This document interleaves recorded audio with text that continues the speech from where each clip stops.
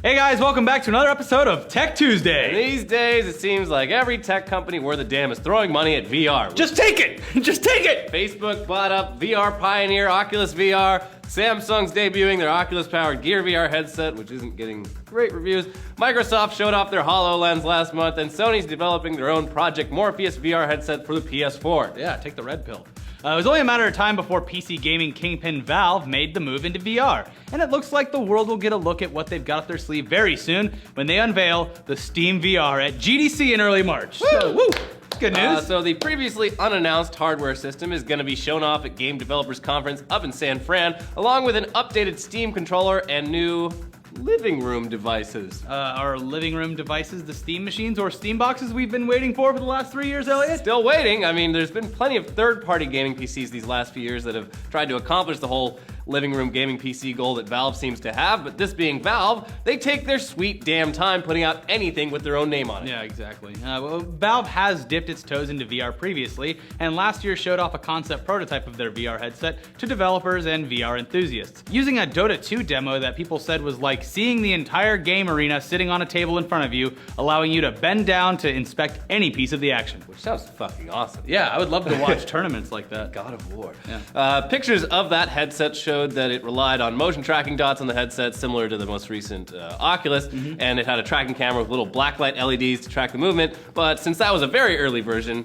it's entirely possible that what they show off at GDC will look and function completely differently. Yeah, I mean, Valve has already worked directly with Oculus on getting Steam ready for VR, and there's lots of Oculus-compatible games available through the Steam marketplace, so it only makes sense that Valve would want to offer their own homegrown option for when the VR market really blows up. But Steam boxes, VR headsets, controllers, come on, Gaben. These are all great, but you know what we really want.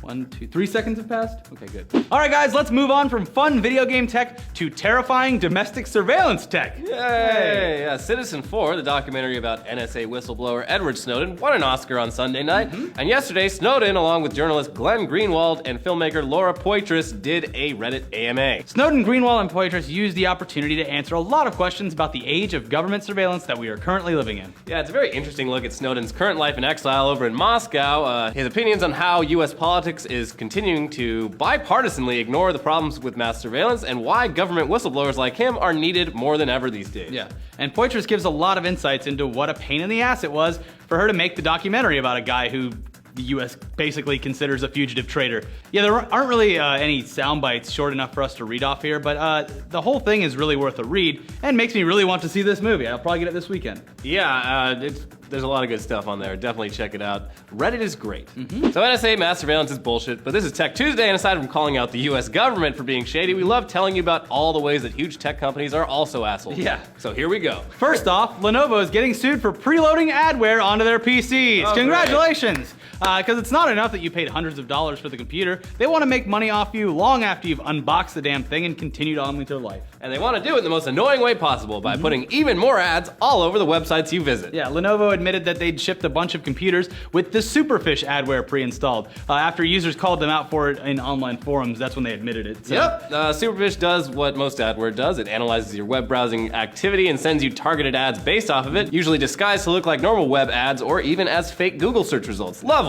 That's bad enough, and something that nobody really wants. But the real problem here is that Superfish tampers with SSL certificates on HTTPS sites in order to place ads on encrypted sites. And that's something hackers could potentially use to gain easy access to sensitive data like your banking credentials, for example. Yep. So removing Superfish also doesn't get rid of that security certificate problem. You've got to do that manually.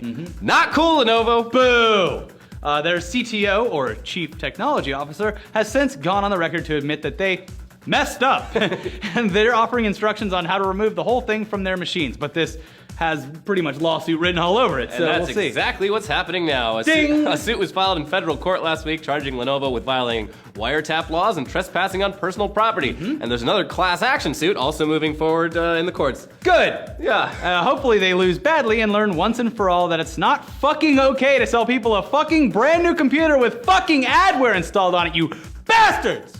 fuck you. Yeah. But Lenovo isn't the only company getting sued for being shady. Nope. Not long after rumors of an Apple electric car surfaced last week, they're already being sued for illegally poaching engineers from companies like Tesla and battery company A123. Poaching employees is basically what you call it when you aggressively try to lure someone from the competition to join you. Generally, it's just kind of shady and sometimes unethical, but when it violates non-disclosure and non-compete agreements that employees sign, it's illegal. It's a crime, and that's what A123 is claiming Apple did. They say that Apple poached a bunch of their top engineers and then used them to build a battery division that's almost identical to their own. Bad. Which we kind of have to assume happens a lot in the tech world, not just when Apple is involved, but it's still a pretty damn shady way to find out Apple's trying to make an electric car.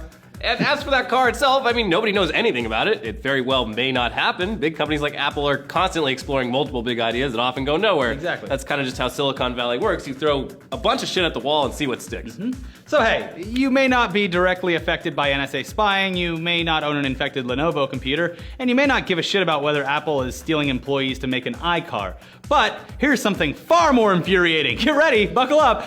TV networks are speeding up shows to cram in more ads. Did I read that correctly? No! They're messing with the sanctity of our content. They're fucking with the content. Yeah. Apparently some of the most popular cable TV networks are feeling so much pressure to keep their revenue up that they are literally speeding up shows in order to fit in up to 1 more minute of advertising. Scumbags. Cutting down content to free up more ad space has been done before, most commonly when networks decide to trim down the intros or outros of a show. But actually tampering with the show itself is definitely a new low. It's sacrilegious. Yeah. So TBS made adjustments to episodes of Seinfeld, no! God. And an airing of the Wizard of Oz movie, a classic! It's not glaringly obvious to a distracted viewer, but when the sped up version is put side by side with the original, like with this Seinfeld example, you can definitely tell that the action is off, and this shit is not cool. Yeah, Kramer just sounds a little bit higher. Like maybe Kramer had some helium or something. Whatever. Consider the idea that cable TV is dying and streaming services are taking over. Cable viewership is seeing a bit of a decrease and networks are scrambling to keep their revenue from advertisers. And this is apparently their solution. But if anything, this will only piss viewers off and push them to watch something else. And all these networks can say so long to the dollars they were trying so desperately to earn. Bye-bye, dollars. Commercial time has actually increased by a whole minute and a half over the last 5 years, and these big networks are the biggest culprits of flooding you with ads. Leading the pack is BET. They have the most commercial time, followed by TV Land, then Animal Planet, TBS, and then TNT. So actually getting mad at the TV networks instead of our usual laser precision hatred for the cable companies, I mean, that's pretty unusual for us. Yeah, well, real quick before we go, here's your weekly reason to hate the cable companies. Some Time Warner employees somewhere decided that they didn't like all the complaints that they were getting from one customer named Esperanza Martinez regarding their shitty service, and decided to change her name in the database. Martinez noticed the change when she received a form letter from Time Warner Cable regarding her cancellation of their service. It was addressed to Cunt Martinez. Very classy. Thanks, Time Warner. Yeah, real. You gave us pro something stuff, to hate you for this week. Yeah, it's like I was like, man, I think they escaped by the skin of their teeth. They did it. Nope. No, they called a woman a cunt. Yep. So there's no escaping it. We're all getting spied on. We're all getting ads streamed in the way that we don't want them to do, and then Time Warner's calling us cunts. The only escape is the VR worlds that we can go into and escape all of our troubles. And those will soon be controlled by the same entities. Yeah. It's a sad truth. Please check out our AMA podcast with the Schmoes. They were awesome guests, and we had a ton of fun talking about movies. Stuff. Both good and bad, and terrible. Yeah, we talked about a lot of terrible stuff there. But yeah, go check that out. It is right here, and then we're going to have Weekly Weird tomorrow, but check out all the other stuff we've done too. It's fun stuff. Get into it. We roasted Bieber. I mean, we didn't roast Bieber. No, we roasted the roast of Bieber. That's right. Here we go. All right. See ya.